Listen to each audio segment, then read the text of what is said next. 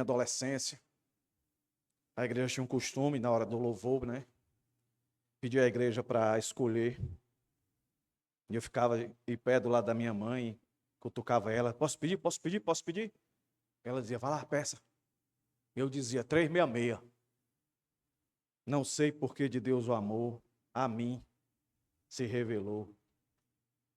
Graça, meus irmãos, não é outra coisa não, graça. Graça, graça de Deus.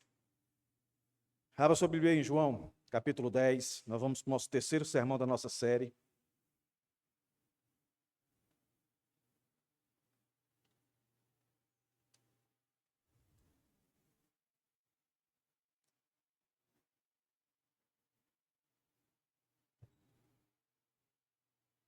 Só parar esse bicho aqui.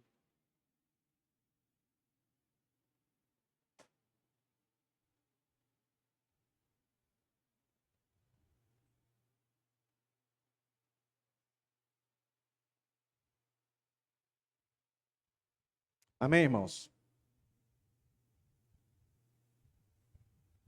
Hoje, eu sou a porta. Já vimos, eu sou o pão da vida, verdadeira satisfação espiritual só no Senhor, verdadeiro sustento só no Senhor. Depois nós vimos, eu sou a luz do mundo.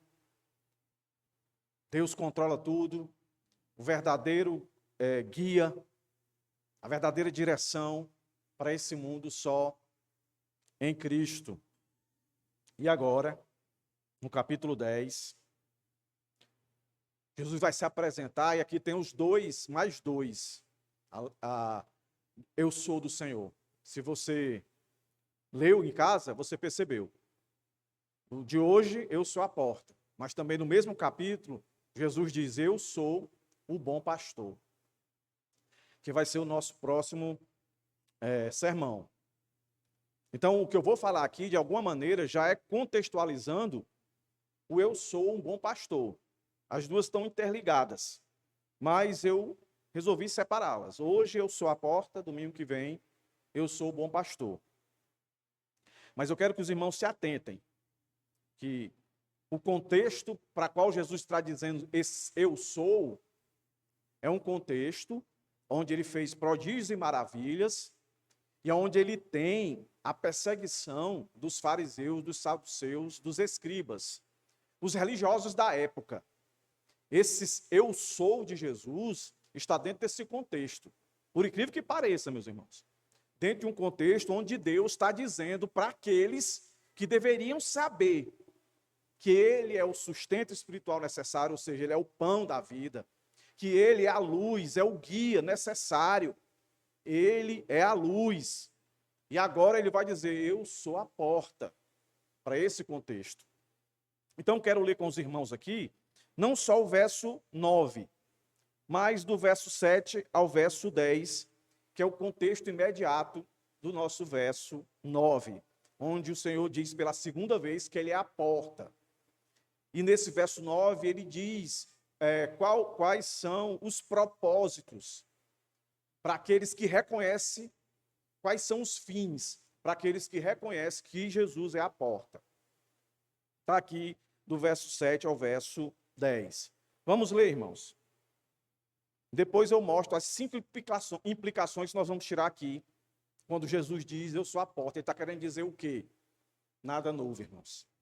Jesus vai dizer coisas que os religiosos da época sabiam, mas não relacionava isso a ele. Eu vou dizer implicações aqui que você que é crente sabe, mas que muitas das vezes não associa isso de fato como uma verdadeira verdade, incontestável. O evangelho, como eu costumo dizer aqui, meus irmãos, é muito simples. É muito simples. Tanto que Jesus, quando vai falar, olhe as analogias que ele fala. Eu sou o pão, eu sou a luz, eu sou a porta, eu sou o bom pastor, eu sou a ressurreição, eu sou o caminho, a verdade e a vida. Jesus quer ser entendido. Isso, meus irmãos, essa obviedade era para ser muito clara para nós que somos cristãos. O evangelho, para ser aceito, ele não precisa ser bem argumentado. O que ele precisa é estar cheio do poder do Espírito Santo. para convencer o homem perdido. O evangelho é muito simples. Está aqui Jesus, de novo, dizendo isso para a gente. Então vamos olhar para o texto aqui, do verso 7 ao 10, que diz o seguinte: Então Jesus disse mais uma vez: em verdade, lhes digo, que eu sou a porta das ovelhas. Todos que vieram antes de mim são ladrões e salteadores, mas as ovelhas não lhes deram ouvidos. Eu sou a porta. Se alguém entrar por mim, será salvo. Entrará, sairá e achará pastagem. O ladrão vem somente para roubar, matar e destruir. Eu vim para que tenham vida e a tenham em abundância. Que texto, meus irmãos. Vamos orar pedindo as graças do Senhor. Deus, estamos aqui mais uma vez, carentes, necessitados da compreensão das verdades desse texto para nós. Nós já ouvimos aqui que Tu és a luz. Nós já ouvimos aqui que Tu és o pão. E hoje, Senhor, queremos ouvir, entender e compreender e apreender, Deus, que Tu és a porta. Nos faz, Senhor, nos aprofundar nessa verdade. Ó Deus, perdoa os nossos pecados. Sem Ti, Deus, como poderemos entender sem a ação do Teu Espírito Santo? Por isso te imploramos. Vem sobre nós, Deus. Nos faz compreender e entender as verdades aqui que já ouvimos tantas vezes, mas que seja de maneira diferente hoje, Deus. Fala aos nossos corações, da criança, ao adolescente, o jovem, o idoso, ao menos instruído, ao mais instruído. Que seja um momento de alegria, de satisfação, de gratidão, onde tantos por aí estão sendo apresentados a uma porta que não é a porta verdadeira, que não é a luz verdadeira, que não é o pão verdadeiro. Nós estamos tendo esse privilégio, Deus. Nos faz ver assim, privilégio, de estarmos aqui, nessa igreja que se denomina Igreja Bíblica Monte Sião. Ó Deus, coloque em nossos corações gratidão, podermos adentrar as portas desse local e lermos a Tua palavra com liberdade, orarmos, intercedermos, cantarmos louvores à Tua obra, ouvirmos a Tua palavra, temos a oportunidade de mostrar que a nossa segurança,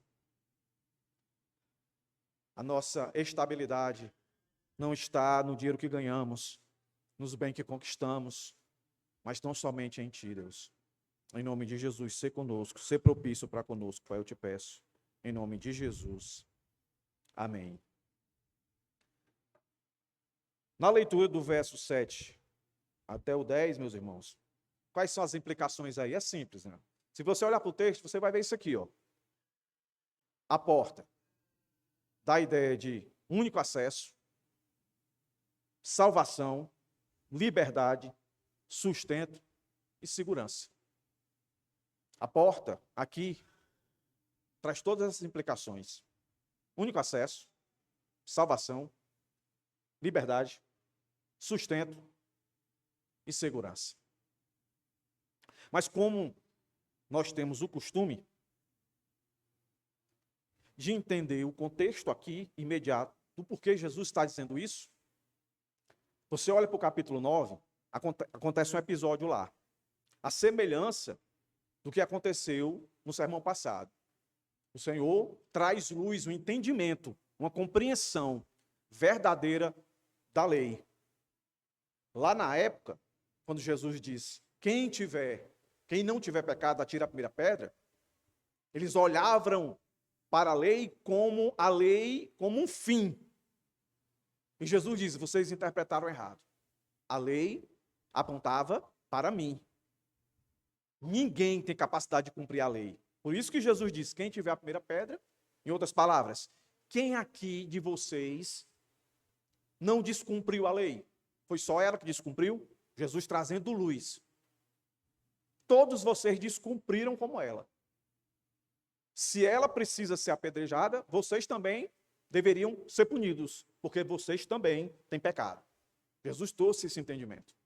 Chega aqui no capítulo 9, que antecede o capítulo 10, aparece lá um indivíduo com problema de nascença. Ele não enxerga. e ele estava sendo desprezado pelos religiosos, pelos fariseus principalmente. Não olhava para ele com um olhar de misericórdia. Eles tinham um olhar de misericórdia para aqueles que eram sãos, para aqueles que tinham posses, porque eles eram gananciosos. Por isso que no nosso texto aqui, o contraste que Jesus vai fazer é ele sendo a porta e depois ele sendo o bom pastor com os falsos líderes, com os falsos pastores. Eles, o Senhor deixa bem claro aqui, que são ladrões, salteadores, são gananciosos.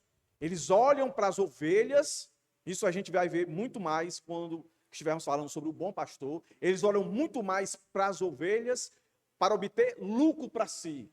Meus irmãos, não é nada diferente dos dias de hoje. Então, esse contexto, Jesus cura esse indivíduo. E quando Jesus cura esse indivíduo, ele cura no dia de sábado.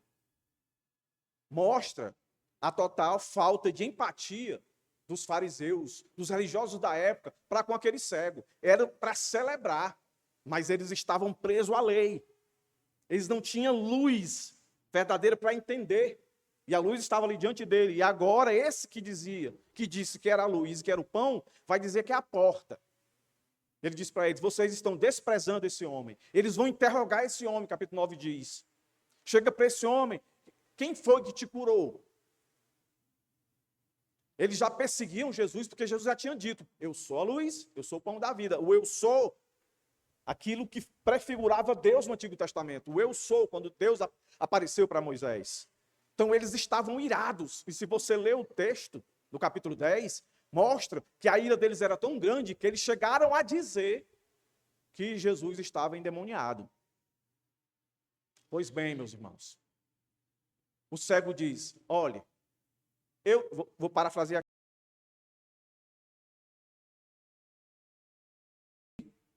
Que eu era cego e agora vejo.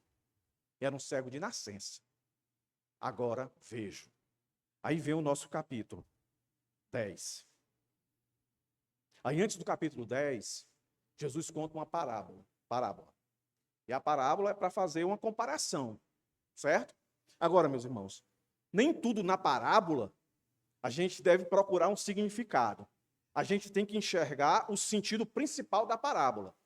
Se der para a gente entender as outras coisas que estão ali, tudo bem. Mas não é a prática correta. Uma parábola eu tenho que entender tudo que está ali.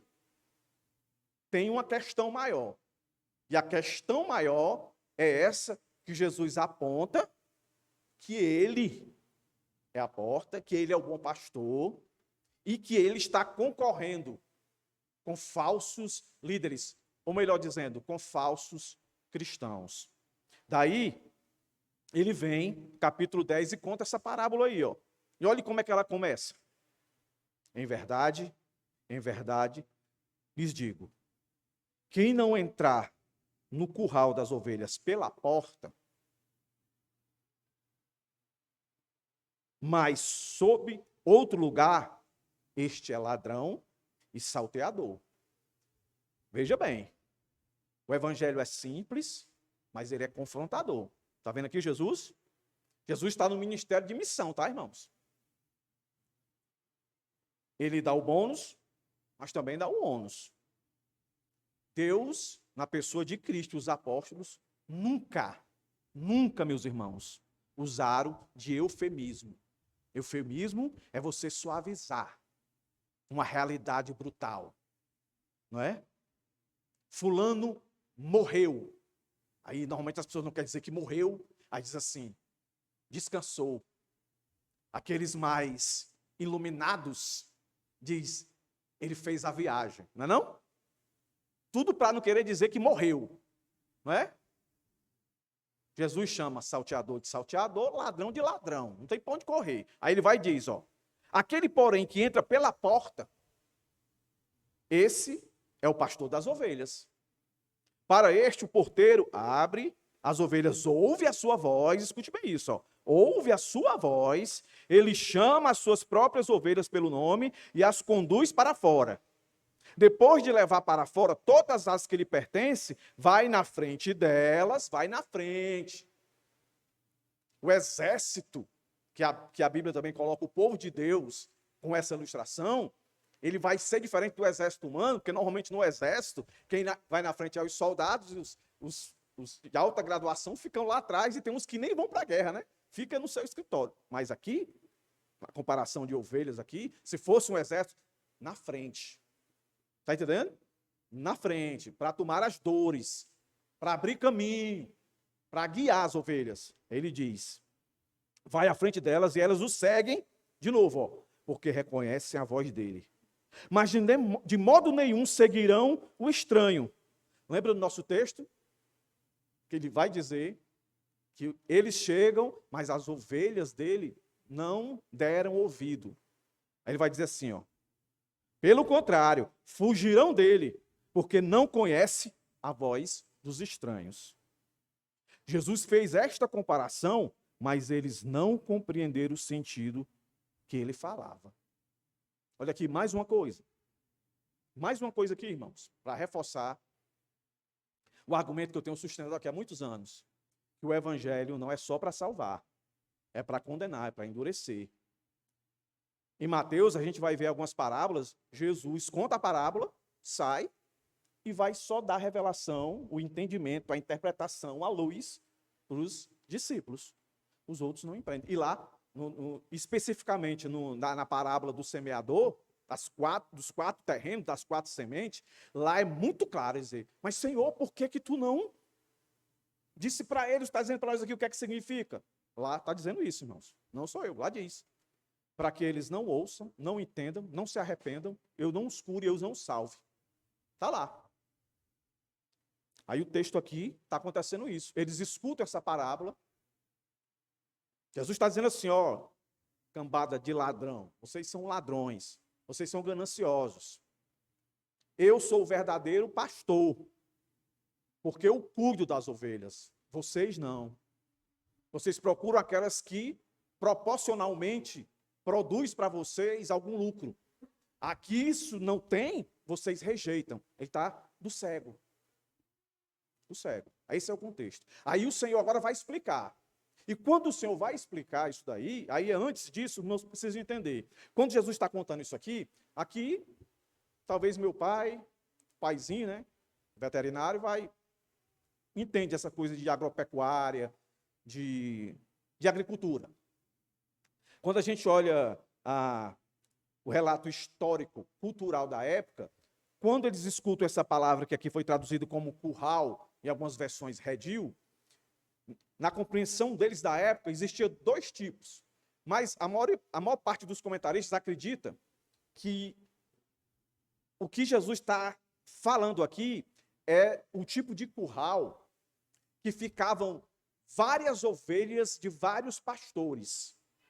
Várias ovelhas, não era um curral particular, era um curral coletivo, porque existia o particular e o coletivo. Como eu repito, a maioria dos comentaristas acredita que aqui Jesus faz referência ao curral coletivo, onde tinha-se um muro e tinha-se uma portaria. E vários pastores levavam as suas ovelhas para passar a noite, né? Porque em alguns períodos da época tinha vendavais, coisa da natureza, que se as ovelhas não tivessem bem armazenadas, elas se perderiam, morriam. Então era um recurso para guardar, para proteger, deixar em segurança as ovelhas. Aí todos os pastores levavam suas ovelhas. E aí, quando era de manhã, o pastor chegava e vamos supor que tivesse 200 ovelhas lá, de vários pastores. Aí chega o primeiro pastor que ele tem 20 ovelhas. Aí na hora que ele falava com essas 20, o porteiro abria a porta e essas 20, por ouvir a sua voz, saíam todas atrás dele. As outras ficavam lá dentro. Aí vinha outro que tinha 50, vinha outro que tinha 50, e assim fazia. Essa é a ideia do texto. E a ideia também primordial aqui, quando o Senhor está falando isso, ele está pensando na nação de Israel, no povo de Israel. E quando o Senhor conta essa parábola, ele está dizendo que nem todos que são judeus, etnia, sangue judeu. Nem todos foram chamados. Nem todos são ovelhas. O que é que Jesus estava querendo dizer com isso? Que aqueles, os escribas, os fariseus, os saduceus, que diziam ser judeus, que diziam fazer parte da linhagem de Abraão, da semente de Abraão, Jesus, não. Tem que reconhecer a voz do pastor. E a Bíblia fala muito de pastor no Antigo Testamento, não é? O capítulo 34 de Ezequiel, que nós vamos ler no sermão, quando for o bom pastor, vai dar essa percepção. Salmo 23, o Senhor é meu pastor, e nada me faltará. E por aí vai. Então, só depois, na continuação do texto, do capítulo 10, que o Senhor vai dizer, eu tenho ovelhas de outro aprisco. Aí é a porta que se abre para os gentios. Mas aqui o Senhor está exclusivamente falando, eu vim, e muitos dos judeus ouvem a minha voz e seguem-me. Coisas que vocês não estão fazendo. Vocês me perseguem. Aí Jesus entra no nosso texto agora. E percebam, meus irmãos, como é que ele vai começar o verso 7. Olha aí a expressão em verdade aparecendo de novo.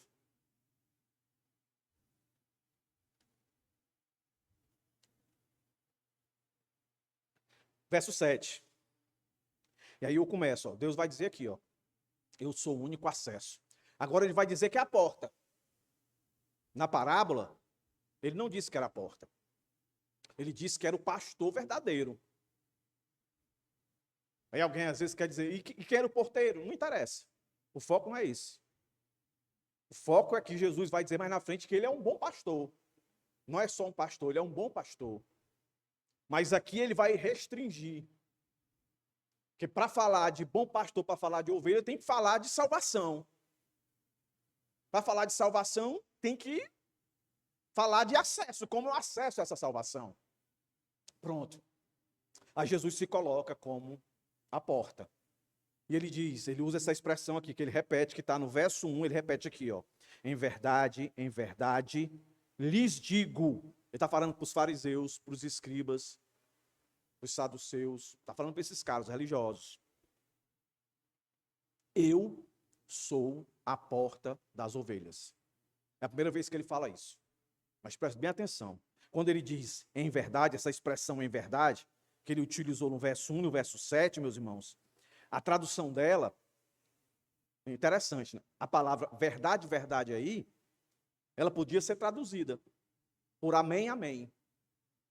É amém, no grego é amém. Que quando você vai ver em outros textos, que Paulo usa a palavra amém, principalmente naquelas que tem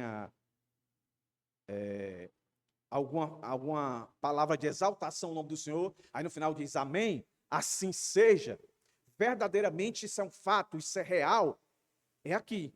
Aí não ficaria bem colocar amém, amém, porque amém, amém nada mais é do que dizer, olha, o que eu vou dizer é verdade verdadeira, é um fato que vocês têm que se atentar, é algo que é real. Então ele está enfatizando aqui, em verdade, isso é fato, isso é uma realidade verdadeira, é ênfase. E chamando a atenção, preste bem atenção no que eu vou dizer. E o que é que ele diz? Eu sou a porta das ovelhas. Ele está dizendo, eu sou o único acesso. Não existe outra porta. Sou eu a porta. Para se tornar minha ovelha, tem que passar por mim. E olha que interessante, meus irmãos, que a gente tem que observar aqui. O Senhor diz, eu sou a porta das ovelhas. Eu sou a porta das ovelhas. Mas perceba na parábola que aparecia a expressão, ouve a minha voz, ouve a minha voz, ouve a minha voz. Então, pela lógica, quem está chegando nessa porta, pela lógica, meus irmãos, não é ovelha. Não é não? Só vai ser ovelha quando estiver dentro do aprisco, que de fato foi escolhido como ovelha. Então preste atenção.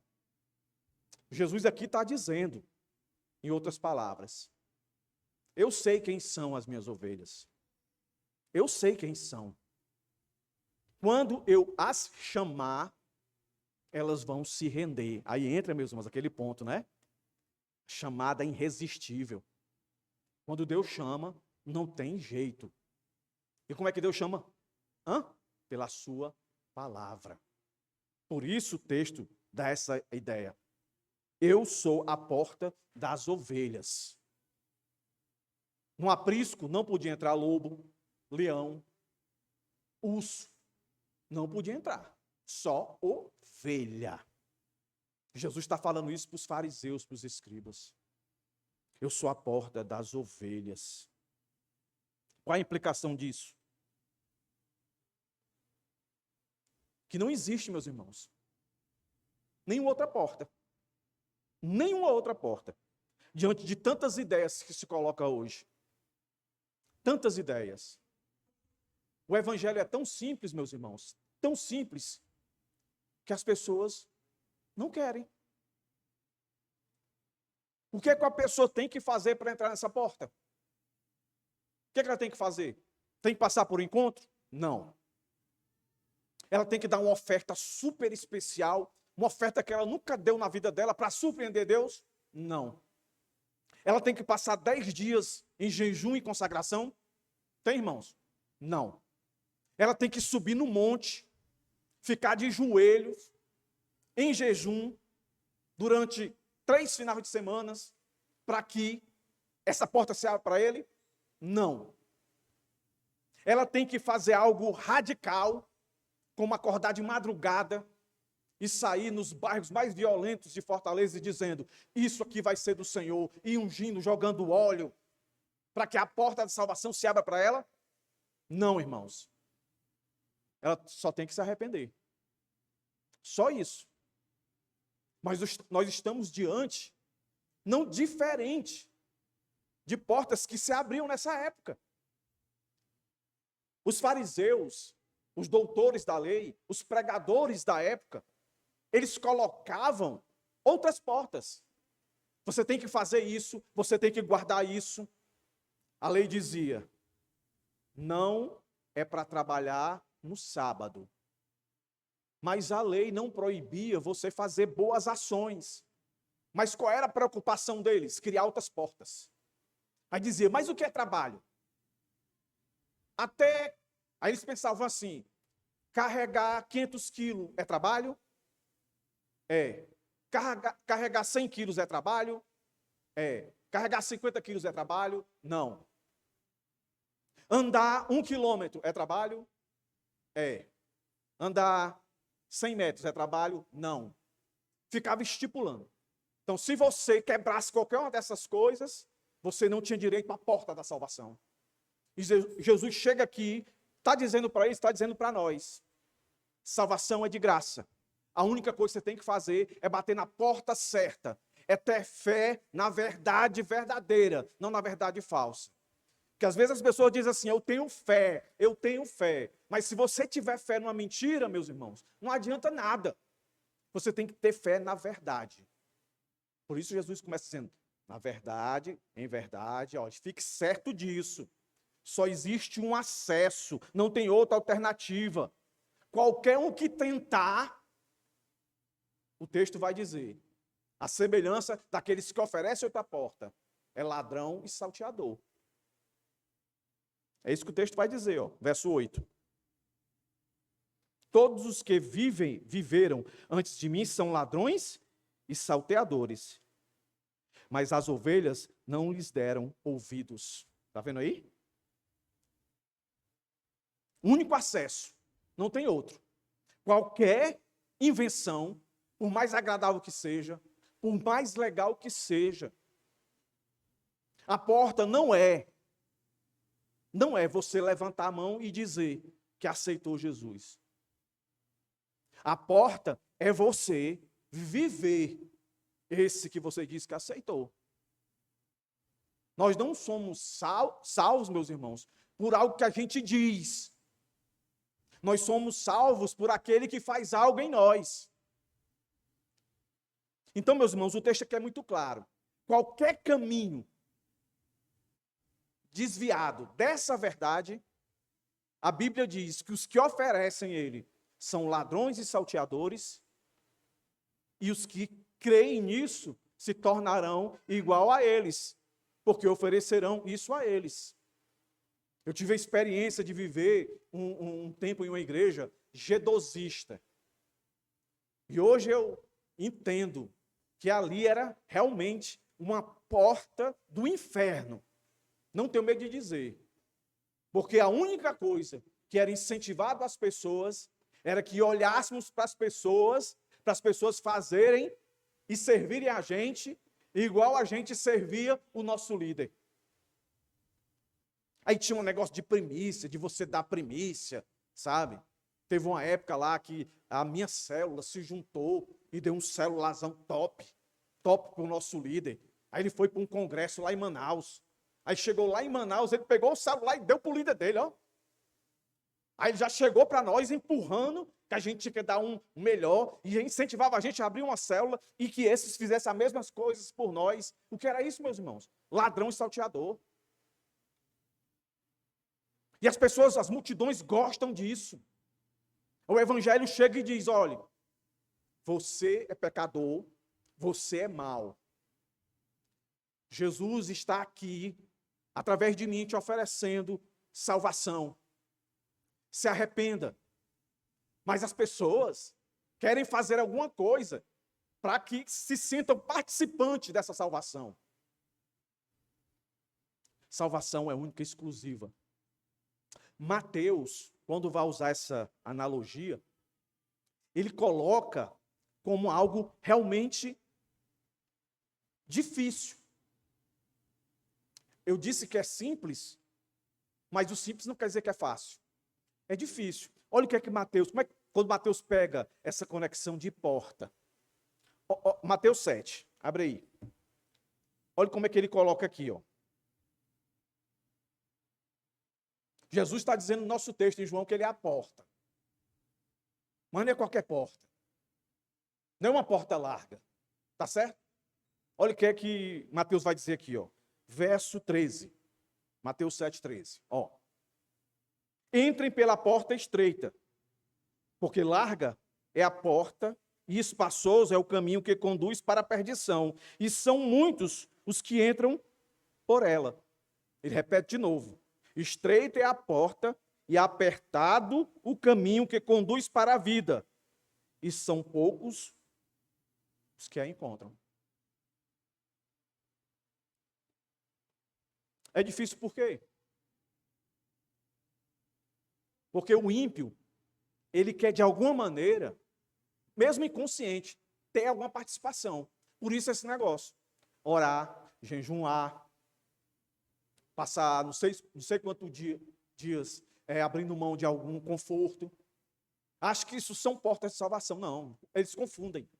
Isso aí, para quem já é salvo, é santificação, é o caminho da santificação.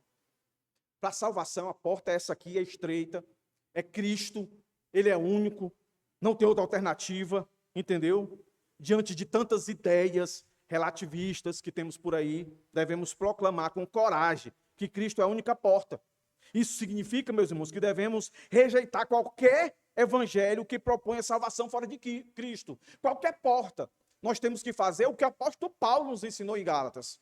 Quando ele escreve para os Gálatas, eu me admiro, eu fico surpreso como tão depressa. Aí eu vou parafrasear com o nosso texto. Vocês queiram entrar por outra porta. Que na verdade não existe outra porta. Ou não existe outro evangelho, só existe um evangelho. Eu fico admirado.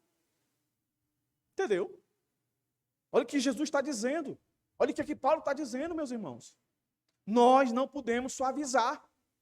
Só existe e é exclusivo. Por isso que eu disse para os irmãos. A igreja foi perseguida porque Jesus gritou a exclusividade. Os apóstolos gritaram, pregaram e morreram por pregar exclusividade. Não é diferente hoje, meus irmãos. Você vê um monte de igreja aí, superlotadas, mas o evangelho não está ali, a porta não está ali. Os irmãos aqui sabem disso.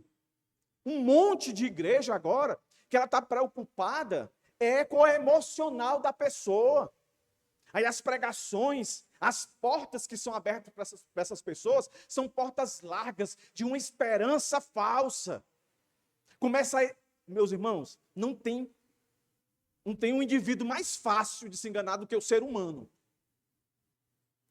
Ele sabe que ele não é aquilo, mas ele gosta de ouvir. Ele gosta de ouvir. Vão para as igrejas ouvir um monte de barbaridade, um monte de besteira. Esses dias mesmo, preparando esse sermão, às vezes aparece na minha timeline algumas coisas. Aí eu vi um indivíduo pregando no texto de Filipenses: tudo posso naquele que me fortalece. Meus irmãos, o cara disse abriu um monte de porta, e eu digo com sinceridade, sem arrogância e soberba, todas as portas que ele abriu ali, nenhuma era Jesus. Era a porta da igreja lá, a porta do cofre da igreja, a porta dos projetos da igreja, que sempre pensando em quantidade, em grandeza, mas não pensando na preciosidade do evangelho, diluindo o evangelho, exatamente como Paulo condenou aos Gálatas, em tantas outras cartas. Então, meus irmãos, é exclusividade. Não tem outro acesso a não ser por Jesus.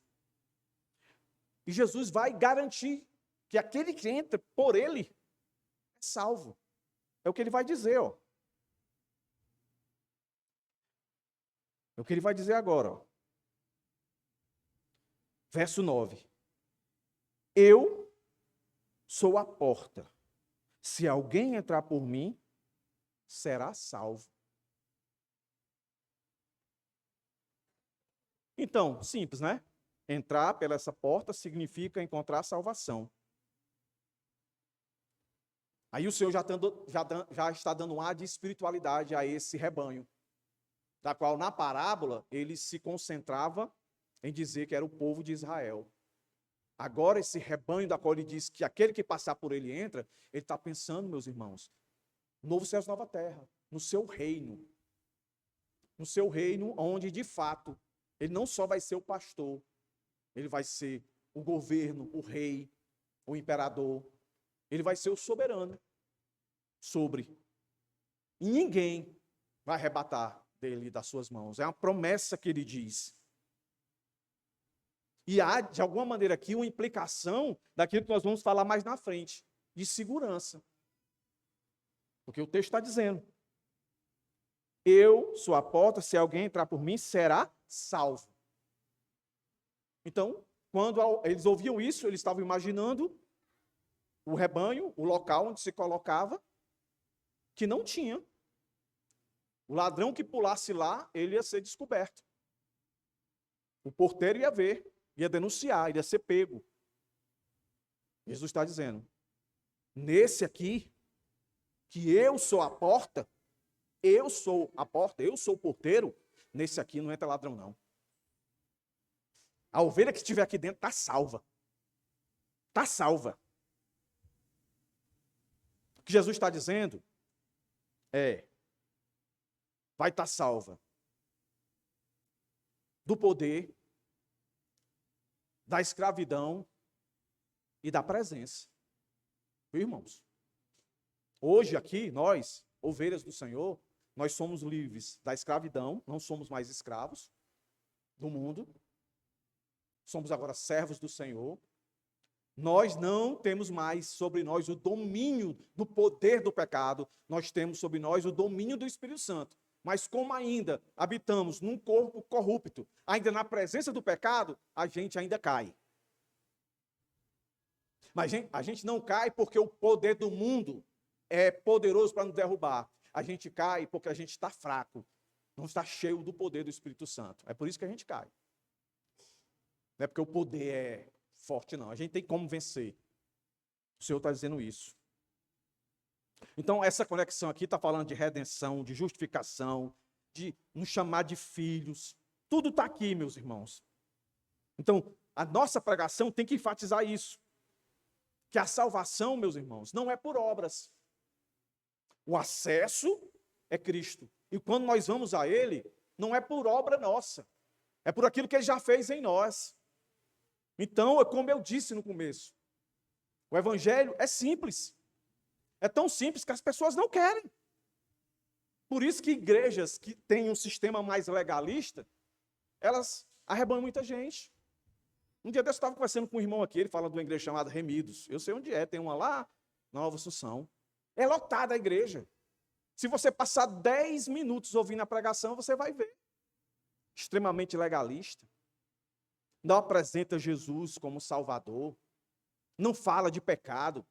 Quando vai falar de pecado, aí coloca toda uma pressão diabólica sobre as pessoas, que elas têm que fazer alguma coisa para se libertar daquela maldição. Enquanto a porta aqui, meus irmãos, também representa a cruz de Cristo. Cruz. Não há condenação para aqueles que estão em Cristo. E Jesus traz mais uma implicação. Olha, eu sou a porta, você passou por mim, você está garantido, você está salvo. E a salvação comigo é liberdade, não é escravidão. Por quê? Porque o texto vai dizer assim, ó. Sairá e achará pastagem. A ideia aqui, eu sou o Deus de vocês, em vocês e no mundo. Então eu não estou chamando vocês para me servir, e vocês vão me servir como escravo que faz a força. Não, vocês têm liberdade de ir e vir. Vocês podem entrar e sair da minha presença. Porque eu sempre estarei na presença de vocês. Aí aqui eu implico o bom pastor, né?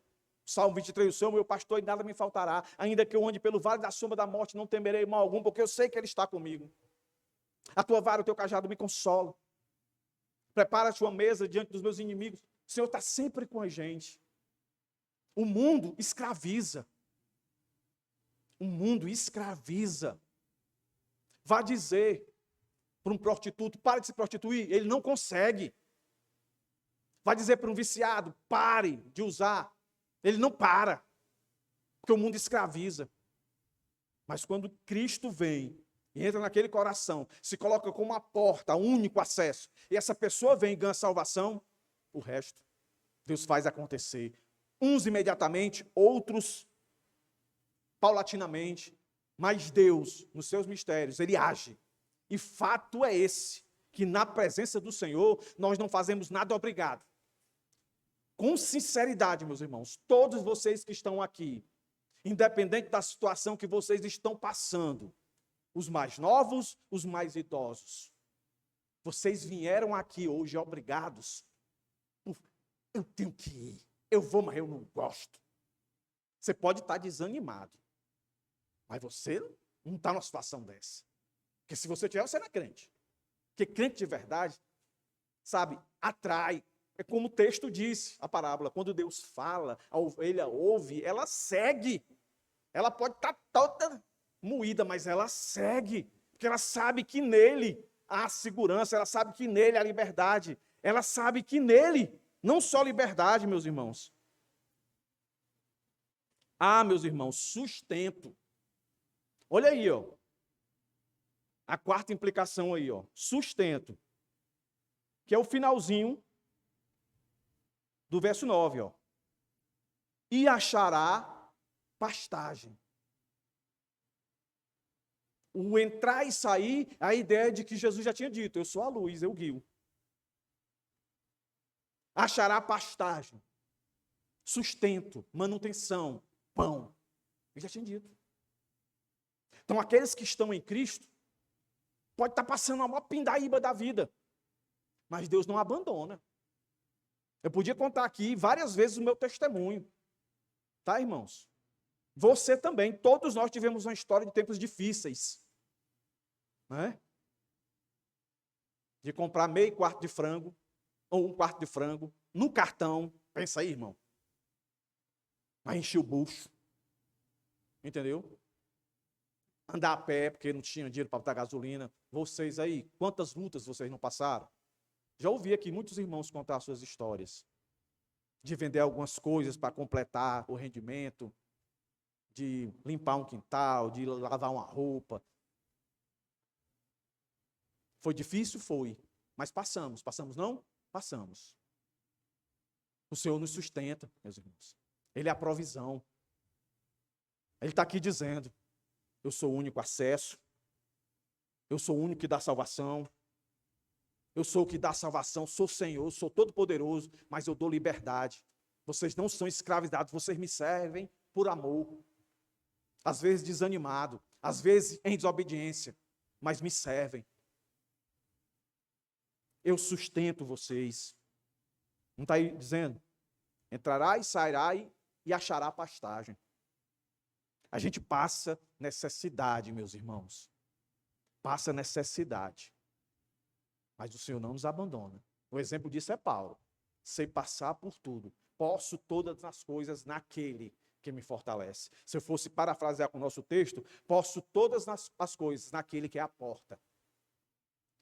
Para mim. É a minha salvação. É a minha liberdade. É o meu sustento. Achará pastagem. Ele é o pão da vida. O que significa então essa pastagem? Espiritualmente falando. A palavra de Deus, a comunhão com Deus, o relacionamento entre irmãos. Isso aqui é igreja. Isso aqui é uma forma de Deus nos abastecer, meus irmãos. Você pode passar por necessidades físicas de alimento. Mas o que vai te sustentar nesses momentos difíceis, de escassez, é você ter a palavra de Deus como seu alimento, a comunhão com Deus, ser sua oração, você não murmurar, a sua alegria de estar na comunhão dos irmãos. A igreja é um instrumento de Deus, meus irmãos, para ser isso aqui que ele diz que nós acharemos, pastagem. É aqui que somos verdadeiramente alimentados com alimento espiritual, daquele que já disse que é o pão da vida. Se a gente buscar sustento em qualquer outra coisa que não seja Cristo, meus irmãos, nós estamos procurando sustento em algo que não é inesgotável. Só Cristo é inesgotável. Quanto mais a Ele formos, mais temos força, vigor, satisfação, alegria, a paz que o mundo não entende. Por isso, meus irmãos, que a gente tem essa responsabilidade de dizer para aquele nosso parente, para aquele nosso amigo do trabalho, o nosso patrão, na oportunidade que Deus der. Não é você chegar, não, tem que ter maturidade, tem que ter responsabilidade, tem que ter discernimento. O ponto é que você tem que sempre pedir, Senhor, nessa semana, quem o Senhor vai me direcionar para falar, como o irmão Johnny falou aqui, na hora do café, então esteja pronto para falar. E não pense em argumentar muito, não. Não confie nas suas palavras. Confie no poder de Deus, na palavra dele. Lembre sempre, meus irmãos, das palavras de Jonas. Jonas não tinha nenhum interesse. E ele falou palavras tão duras, de um coração totalmente desacreditado. Mas Deus agiu. Quanto mais se a gente falar com alegria e satisfação as verdades que devem doer nos ouvidos daqueles que não conhecem Cristo. Porque doeu. E você tem que estar preparado. De repente, você está falando do evangelho da porta para um fariseu, para um escriba. E a resposta dele vai ser a resposta que nós vamos ver que deram para Jesus no próximo sermão. Está cheio de demônio. Vamos apedrejá-lo, vamos matá-lo. Vai odiar você. John Wesley, um dos pregadores da antiguidade, um dos biógrafos relata, não sei se é verdade, né? Mas conta que ele passou um tempo que ele não sofria mais nenhum tipo de perseguição. Aí conta-se que ele cavalgava muito, né? Fazia as viagens, as missões de cavalo. Chegou um tempo que ele parou o cavalo e disse, Senhor, o que está vendo? Não sofro mais perseguição. Ele começou a orar, de repente ele caiu do cavalo, levou uma pedrada. Cala a boca! Algum endemoniado. Aí ele vai e se levanta. É muito bonitinha essa história, irmão. Não sei se é verdade, né? Mas só para motivar os irmãos aqui. Aí ele se levanta e diz: obrigado, Senhor. Ó, obrigado pela pedrada, ó, irmãos.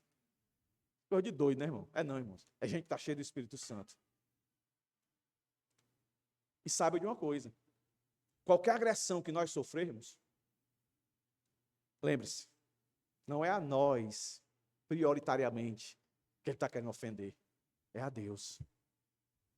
E aí lembre-se, se Deus é por nós, quem será contra nós? Quem, irmãos? Afinal, nós estamos apresentando a porta verdadeira, a porta estreita, e não a porta larga. E não só a porta estreita, mas o caminho apertado. É apertado, irmãos. É apertado. Porque vai estar à nossa volta ladrões e salteadores. Mas o Senhor não podia terminar, né, irmãos? Olha, eu sou salvação, eu sou o único acesso, eu sou salvação, eu sou liberdade, eu sou sustento, mas eu também sou segurança total. Olha aí o que é que o verso final vai dizer para a gente, o verso 10. E olha aí o contraste, ó. O ladrão vem somente para roubar, matar e destruir. Esse texto é polêmico, né? Alguns dizem que é o diabo, mas não é o diabo aqui não. Aqui é os fariseus, os religiosos, as falsas ovelhas, tá? Mas aí depois a implicação que está por trás de tudo isso é o diabo. Mas aqui o texto, literalmente, não está falando do diabo. Está falando de pessoas. Aqui, no caso, os fariseus, os escribas, os saduceus e por aí vai. E Jesus também, ele falou, né, no verso 8, todos os que vieram antes de mim são ladrões e salteadores. Também tem uma implicação de outros que apareceram dizendo-se ser Jesus, certo? Eu tenho esse texto aqui, abra aí, Atos capítulo 5. Pelo menos 2 aqui são citados, que apareceram dizendo que era a porta, dizendo que era o verdadeiro pastor, o verdadeiro pregador, o verdadeiro evangelista. Abra aí, Atos 5. Esses aqui dá-se o nome para eles. Verso 36, 37.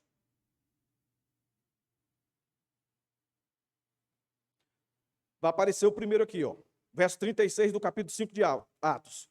Porque algum tempo atrás se levantou Teudas, dizendo ser alguém muito importante, a qual se juntaram cerca de 400 homens. Mas ele foi morto e todos que lhe obedeciam se dispersaram e foram reduzidos a nada. Depois desse levantou-se Judas, o galileu, nos dias do recenseamento, e levou muitos consigo. Também este foi morto, e todos que lhe obedeceram foram dispersos. Não ficou nenhum discípulo. Esses apareceram. Então Jesus faz referência, esses aí são os ladrões salteadores, não é o diabo, literalmente. Por trás deles a gente sabe que está o diabo. Mas o texto aqui de Mateus, ou de João 10, verso 10, está falando não de Satanás, certo? Mas vamos aqui seguir o nosso texto para nós fazer a nossa conclusão. O ladrão vem somente para roubar, matar e destruir. Aí ele diz, ó, eu vim. Não foi ninguém que me chamou. Ninguém estava nem aí para Jesus, para Deus.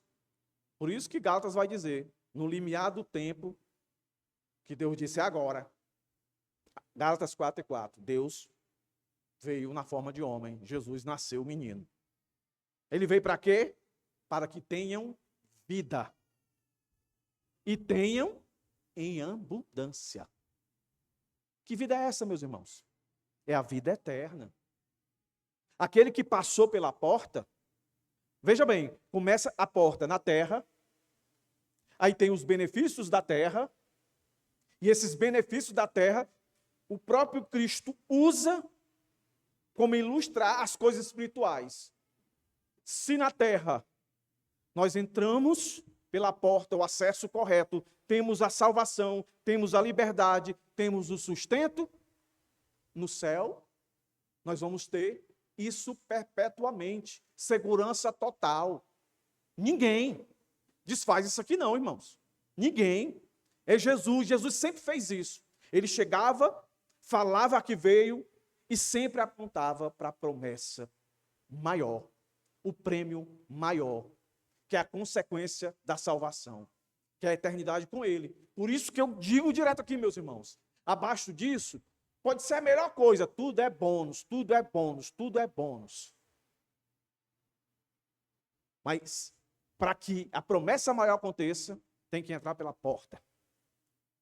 A salvação chega, a liberdade é dada, a manutenção é dada. Deus nos chamou, Deus nos sustenta até chegar ao final. E o final, não vai ter mais final. Entendeu aí? Ô Deus de Dilma. Chegou no final, acabou, mas começou. E aí, ele diz, tenham vida e tenham em abundância. Então, Jesus está terminando aqui esse argumento, dizendo que tem inimigos espirituais que querem nos desviar. Abre portas, falam em liberdade, falam em sustento, mas, na verdade, é uma porta para a escravidão e uma porta para, como eu posso dizer, para a opressão. Vocês percebem que essas igrejas, quanto maiores elas ficam, mais os seus proprietários ficam milionários e a população continua do mesmo jeito. Nada mais são do que esses aqui que o Senhor está anunciando, ladrões, salteadores, que olham para as ovelhas como um fim, para os seus privilégios. Nós temos que denunciar isso, meus irmãos. E como é que a gente denuncia? É dizendo o que eles fazem? Não, irmãos. É dizendo a verdade. É mostrando as portas falsas? Não. É mostrando a porta verdadeira. É isso que nós temos que fazer. Então, eu concluo aqui, meus irmãos, com duas aplicações, fora as que eu já dei aqui. E eu queria que você prestasse bem atenção nessas duas.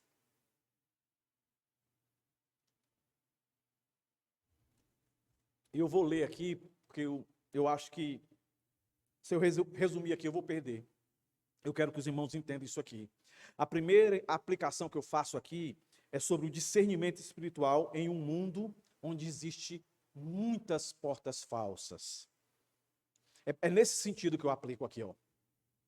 Vivemos em uma era de relativismo, onde muitas portas são apresentadas como caminhos para a realização espiritual e moral. Tipo, filosofias, ideologias, religiões oferecem promessas de paz e salvação, mas não levam à vida eterna.